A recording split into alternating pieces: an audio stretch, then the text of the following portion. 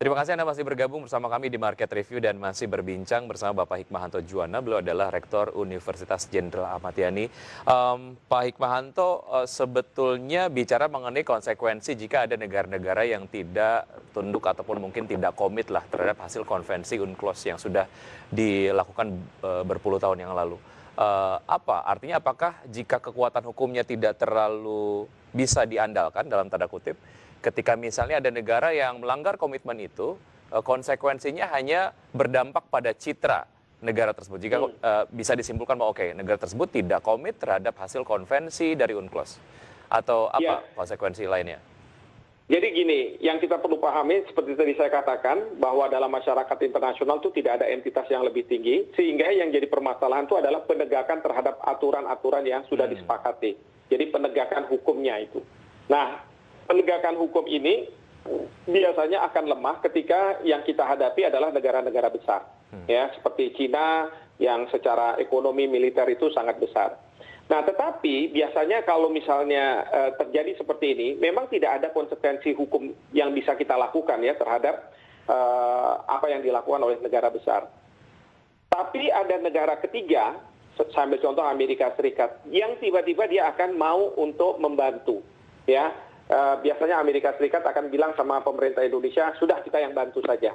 Tapi kita harus hati-hati nih, karena begini, Amerika Serikat ini mungkin saja dia tidak suka dengan kemunculan atau kebangkitan dari Cina sebagai sebuah kekuatan di kawasan Pasifik, di Asia Pasifik. Oleh karena itu, dia akan hadir.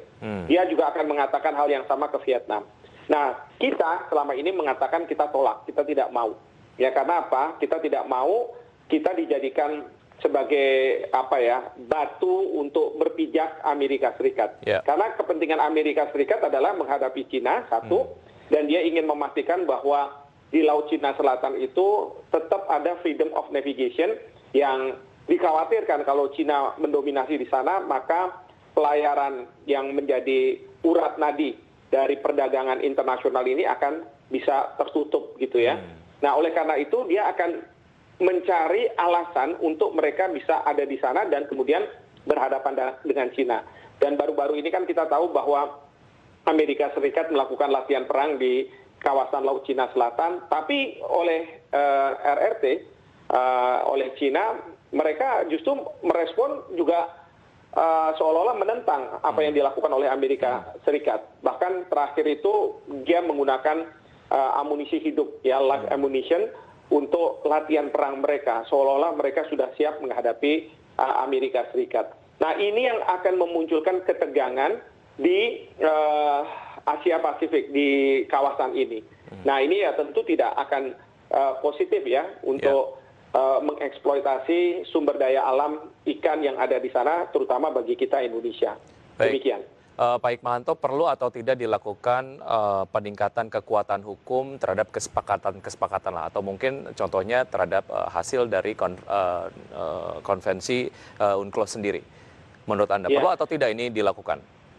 Kalau menurut saya sudah tidak bisa lagi upaya yang lebih kuat daripada yang sekarang ini ya, kalau dalam konteks hukumnya. Kita juga tidak bisa mengerahkan militer kita, karena militer kita itu hanya mempertahankan wilayah kedaulatan. Dan ini sekali lagi, kerap ini bukan di wilayah kedaulatan, tapi di wilayah hak berdaulat, sovereign right, bukan sovereignty. Nah, kalau saya mengusulkan kepada pemerintah, maka pemerintah harus melakukan apa yang disebut sebagai backdoor diplomacy.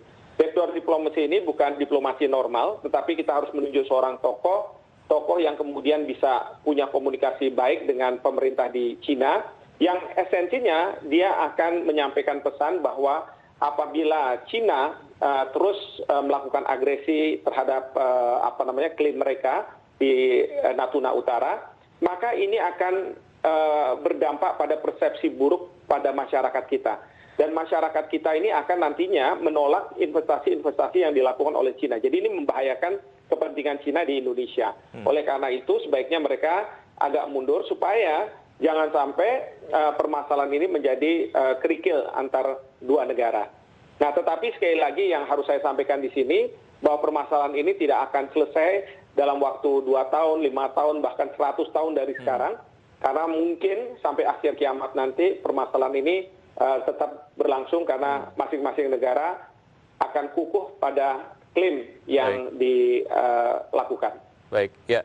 Pak Hikmahanto, selain berpatokan pada UNCLOS, sejauh mana sebetulnya Indonesia menguatkan posisinya di perbatasan untuk menekankan kedaulatan Indonesia sebagai negara maritim? Begini, kalau misalnya terkait dengan UNCLOS, maka penguatan itu kita lakukan dengan kita melakukan perundingan-perundingan dengan negara yang berbatasan dengan Indonesia, baik itu berbatasan laut teritorial kita atau berbatasan dengan zona-zona yang bukan di laut teritorial seperti zona ekonomi eksklusif atau yang disebut sebagai continental shelf, ya, landas kontinen. Nah, kita harus terus bernegosiasi, berunding sampai pada satu titik menemukan suatu kesepakatan. Nah, ini yang kita lakukan dengan Vietnam, kita lakukan dengan Malaysia, bahkan kita lakukan dengan Filipina. Kalau dengan Singapura sudah hampir tertutup semuanya. Kita juga lakukan dengan Palau, ya, dan banyak lagi Papua New Guinea dan lain sebagainya. Nah, tapi dengan Cina kita punya masalah karena apa? Cina itu tidak mengakui klaim kita zona ekonomi eksklusif, tapi pada saat yang bersamaan kita juga tidak mengakui klaimnya Cina yang berkaitan dengan 9 garis putus. Artinya kalau sama-sama tidak mengakui, ya nggak mungkin dilakukan perundingan itu. Nah, ini yang menjadi batu sandungan, tapi pemerintah saya lihat sudah bagus. Karena apa? Karena tetap terhadap kapal-kapal nelayan Cina yang mengambil ikan di zona ekonomi eksklusif kita, walaupun mereka itu menganggapnya sebagai 9 garis putus mereka, itu ditangkap dan kemudian dilakukan proses hukum di pengadilan di Indonesia. Baik, secara jumlah ataupun intensitas Indonesia dengan elemen-elemen penegak kedaulatan maritimnya, menurut Anda seideal apa? Ya, memang saya sih berharap bahwa nantinya Bakamla itu akan semakin kuat. Karena begini, kalau misalnya kita bicara tentang TNI Angkatan Laut, menurut Undang-Undang TNI, selain Angkatan Laut itu penegak kedaulatan sampai dengan 12 mil, tetapi setelah itu mereka menjadi penegak hukum di atas 12 mil. Nah, cuman masalahnya banyak kritik dari banyak negara yang mengatakan kenapa kok kapal-kapal militer mengarungi wilayah yang bukan di laut teritorial. Ya, nah ini yang seharusnya digantikan posisinya itu dengan Bakamla atau kapal-kapal KKP, ya, dari Ditjen PSDKP, atau kalau misalnya sampai 24 mil itu dengan kapalnya imigrasi, bea cukai, kepolisian juga ada, bahkan sebenarnya ada namanya KPLP. Nah, sebenarnya udah banyak, tapi masalahnya tidak terintegrasi. Maka pemerintah kemarin itu akan membuat undang-undang omnibus yang berkaitan dengan keamanan laut, sehingga tidak terjadi tumpang tindih antar instansi di dalam menjaga laut kita. Nah, ini yang seringkali terjadi itu kita tidak bisa melakukan koordinasi dengan baik, sehingga dimanfaatkan oleh pihak-pihak ketiga yang mempunyai kepentingan-kepentingan di laut Indonesia. Nah, ini yang harusnya menurut saya harus diakhiri. Apakah akan dengan adanya omnibus law berkaitan dengan keamanan laut ini akan selesai, ya, atau tidak kita belum tahu. Tapi kalau itu nanti ada, mudah-mudahan itulah yang akan bisa menyelesaikan masalah koordinasi di laut gitu ya. Ya, sebagaimana kita tahu Indonesia bergabung dalam beberapa organisasi multilateral, apakah itu sifatnya regional ataupun internasional. Sejauh mana keanggotaan Indonesia tersebut cukup membantu mengukuhkan kedaulatan Indonesia. Artinya sejauh mana pula ini menjadi forum untuk kemudian melakukan lobby ataupun sekedar forum untuk mengingatkan kembali posisi Indonesia seperti apa begitu.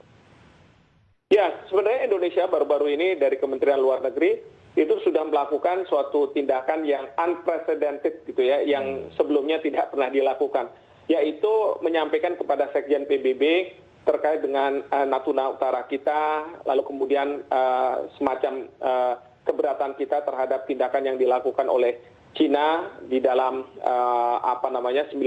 berkaitan dengan 9 garis putusnya. Jadi ini sudah dilakukan upaya-upaya. Tetapi kalau di tingkat ASEAN kita masih belum berhasil karena di ASEAN itu kan harus ada konsensus kalau misalnya ada keputusan-keputusan. Nah, yang jadi permasalahan itu adalah Cina sepertinya menaruh kepentingan dia ke negara-negara tertentu di ASEAN. Yang sering sekali disebut itu adalah Laos, dan kemudian ada juga Kamboja. Nah, jadi di ASEAN ini ada negara seperti Vietnam, Malaysia, dan Brunei yang berhadapan langsung dengan Cina. Lalu ada seperti Laos dan Kamboja yang sebenarnya pendukung dari Cina, bahkan suaranya Cina ada di situ. Tapi juga ada Indonesia. Meskipun kita punya tanda kutip sengketa yang saling tidak mengaku ini, tetapi kita selalu mengatakan bahwa kita itu netral, kita mau mencoba untuk menyelesaikan permasalahan ini. Tetapi ini tidak mendapat dukungan yang kuat dari berbagai pihak, sehingga konsensus yang diharapkan keluar dari ASEAN itu tidak muncul gitu. Baik, oke. Pak Hikmahanto, kita masih ada satu segmen, kita akan lanjutkan usai jeda berikut ini karena perbincangan semakin menarik, dan pemirsa tetap di Market Review. Usai jeda, kami akan segera kembali.